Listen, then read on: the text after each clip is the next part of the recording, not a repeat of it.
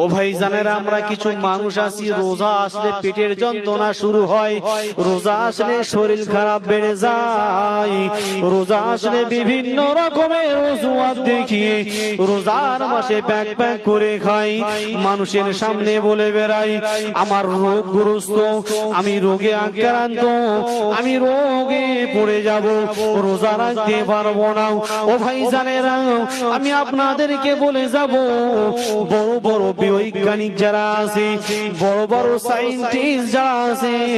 এই রোজাকে নিয়ে তারা বিজ্ঞানী করেছে, এই রোজাকে নিয়ে তারা রিসার্চ করেছে। ও ভাইজানেরা, রিসার্চ করার পরে দেখেন